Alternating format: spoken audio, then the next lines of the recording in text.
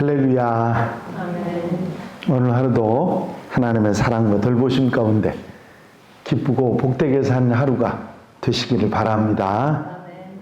다 같이 사도신경으로 신앙 고백 같이 하심으로 5월 22일 금요일 새벽 예배 하나님 앞에 같이 드리십니다. 전능하사 천지를 만드신 하나님 아버지를 내가 믿사오며 그 외아들 우리 주 예수 그리스도를 믿사오니 이는 성령으로 잉태하사 동정녀 마리아에게서 나시고 본디오 빌라도에게 고난을 받으사 십자가에 못 박혀 죽으시고 장사한 지 사흘 만에 죽은 자 가운데서 다시 살아나시며 하늘에 오르사 전능하신 하나님 우편에 앉아 계시다가 저로서 산 자와 죽은 자를 심판하러 오시리라. 성령을 믿사오며 거룩한 공예와 성도가 서로 교통하는 것과 죄를 사하여 주시는 것과 몸이 다시 사는 것과 영원히 사는 것을 믿사옵나이다. 아멘. 할렐루야. 하나님 말씀 히브리서 4장 14절로부터 16절 말씀입니다. 히브리서 4장 14절로 16절에 있는 말씀.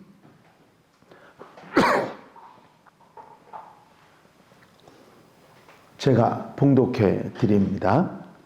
그러므로 우리에게 큰 대제사장이 계시니 승천하시니 곧 하나님의 아들 예수시라. 우리가 믿는 도리를 굳게 잡을지어다. 우리에게 있는 대제사장은 우리의 연약함을 동정하지 못하실 리가 아니요 모든 일에 우리와 똑같이 시험을 받으신 이로되 죄는 없으시니라.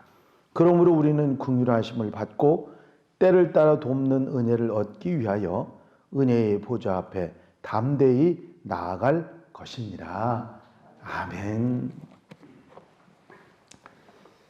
앞부분 4장 12절 13절 말씀에서 하나님 말씀인 성경을 우리에게 말씀해 주셨고 또 성경 앞에는 아무것도 드러나지 못할 것이 없는 거울과 같은 하나님의 말씀인데 우리 죄와 어리석음과 부끄러움이 모두 나타나게 된다.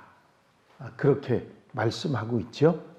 만약에 하나님의 말씀인 성경을 통해서 우리의 죄와 부끄러운 부분과 어리석음이 다 드러난다고 하면 우리에게 정말 중요한 것은 속죄의 은혜입니다.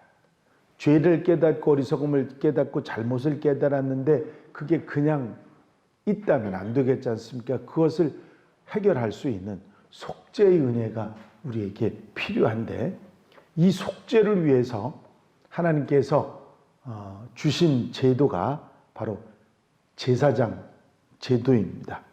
이 제사장 중에 귀한 사역, 그 속죄의 사역을 감당하는 사람들이 대제사장인데 대제사장 중에 크신 대제사장이신 예수께서 이 속죄의 은혜를 베풀어 주신다. 우리 죄를 대속의 은혜를 베풀어 주신다. 성경은 말씀하고 있습니다. 일반적으로 대제사장들은 속죄할 때마다 어떤 죄의 죄목이 있으면 그 죄목을 속죄할 때마다 제물을 준비해서 드려야 되고 그 죄를 속죄하는 것도 그 죄에만 해당되는 그 제물만 해당되는 그래서 제물을 끊임없이 드려야 되는 그런 상황이 되게 됩니다. 하지만 하나님께서 보내신 아들이신 큰 대제사장이신 예수님께서는 단번에 당신이 제물이 되심으로 인해서 그 이전의 죄, 그 이후의 모든 인류의 죄를 대신 지셨고 모든 사람들에게 대속의 은혜를 입게 하셨다고 하는 것이 성경의 선언입니다. 그러므로 우리에게 큰 대제사장이 계시니 승천하시니 곧 하나님의 아들 예수시라. 우리가 믿는 도리를 굳게 잡을지어다 하는 말씀이 있습니다. 이 예수님의 은혜, 십자가의 대속의 은혜, 부활과 승천으로 재림의 소망까지 주신 그 은혜를 기억하고 예수를 바라보며 예수를 굳게 잡고 살아야 한다고 하는 말씀을 하신 것입니다. 히브리서 저자는 다시 한번 권면하죠. 믿는 도리를 굳게 잡으라. 믿는 도리를 굳게 잡을지어다. 이 말씀은 우리가 처음 가진 믿음을 흔들리지 말고 끝까지 굳세게 믿음을 지켜나가야 한다는 말씀입니다. 우리가 붙잡아야 할 믿음, 예수 그리스도는 우리의 연약함을 아시고 우리의 부족함을 아시고 우리를 동정하시고 도우시는 분이다. 죄는 없으신 분이시지만 우리와 똑같은 사람으로 이 땅에 오셔서 우리의 부족함을 아시고 이해하신다는 말씀입니다. 15절에 보니까 우리에게 있는 대제사장은 우리의 연약함을 동정하지 못하실 리가 아니요 모든 일에 우리와 똑같이 시험을 받으시니로되 죄는 없으시니라 그러셨습니다. 그렇습니다. 이 예수님, 우리를 동정하시고 우리의 연약함을 아시고 그것을 다 체험하신 예수님을 붙잡고 은혜의 보좌 앞에 담대히 나아가라. 그러므로 우리는 긍휼하심을 받고 때를 따라 돕는 은혜를 얻기 위하여 은혜의 보좌 앞에 담대히 나아갈 것이니라 16절에 말씀하셨죠. 그렇습니다. 주님께서는 십자가의 은혜로 우리를 사랑하시고 대속의 은혜를 입고 이제는 죄 없는 우리의 몸으로 하나님 앞에 나아갈 수 있도록 보좌 앞에 나아갈 수 있도록 은혜를 베풀어 주신 것입니다. 그렇기 때문에 담대하게 은혜의 보좌 앞에 나아가서 때를 따라 주시는 은혜를 받고 살아가라 그런 말씀입니다. 우리가 죄가 있었죠. 또 우리의 잘못이 있었죠. 허물이 있었죠. 성경을 통해서 거울처럼 다 드러나지요. 그러나 그 모든 죄를 우리 주님께서 다 아시고 당신이 우리의 연약함을 아시고 대신 십자가 져주시고 대속의 은혜를 받게 하셨기 때문에 우리는 주님의 보혈로 깨끗이 씻음 받았으니 하나님의 보좌 앞에 담대히 나아가서 때를 따라 돕는 은혜를 받을 수 있다. 결국 히브리서의 말씀은 예수님은 선지자보다 천사보다 또 모세보다도 대제사장보다도 뛰어나신 분으로 우리에게 넉넉한 은혜를 받게 하셨다. 그래서 예수가 바로 그리스도, 이 땅의 구원자시로 오신 분이고 그 우월하고 뛰어나신 분을 섬기는 우리는 그 믿음에서 흔들리지 말고 그 은혜를 누리고 사는 그런 성도들이 돼야 한다 하는 말씀을 하고 계신 것이 싶습니다. 우리가 믿음을 가져야 은혜를 더 누릴 수 있습니다. 믿음이 없으면 아무리 은혜가 주어져도 믿음으로 받아들이지 못하니까 아무 소용이 없는 거거든요. 그래서 믿음에서 흔들리지 말라고 계속해서 말씀하고 있는 거죠.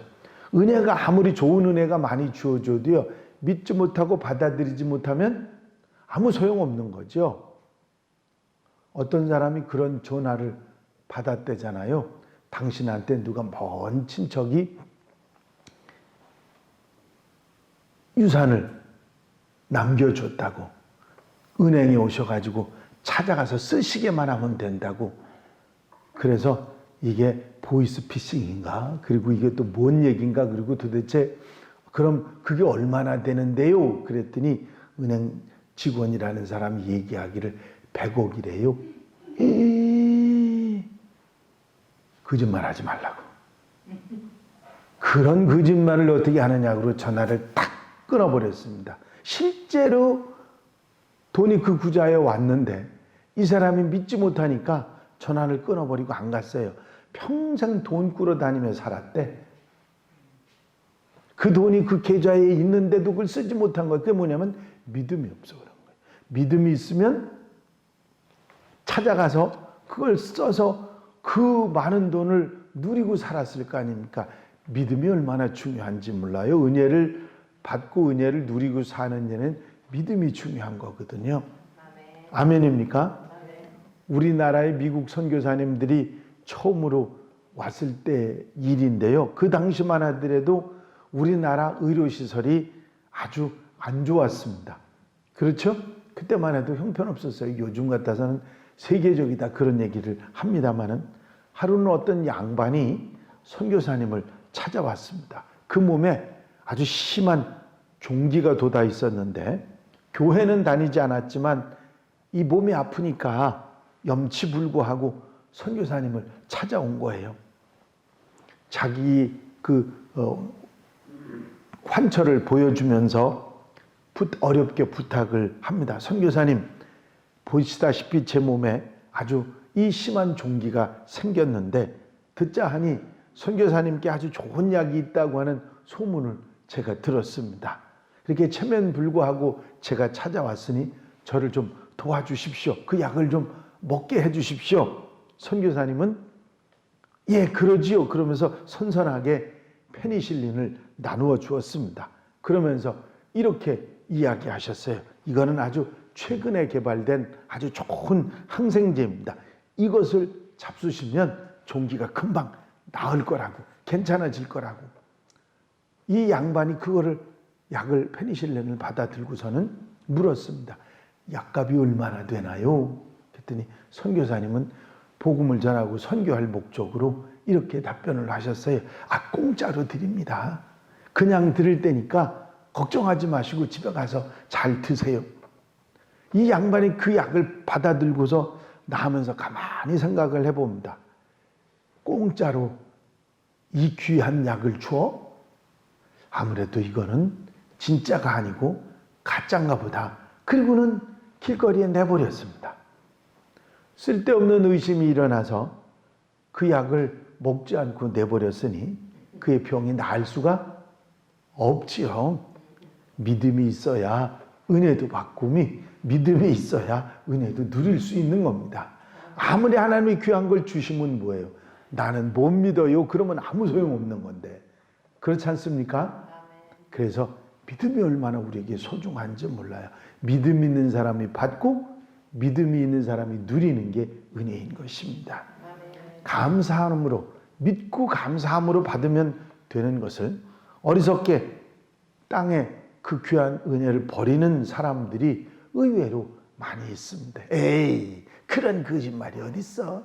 에이, 그런 말이 어딨어? 그리고 다 못 믿고 내버려서 결국은 은혜를 받지 못하고 살아가는 거거든요. 여러분, 우리는 믿고 은혜를 누리는 성도들이 되어야 될 줄로 믿습니다.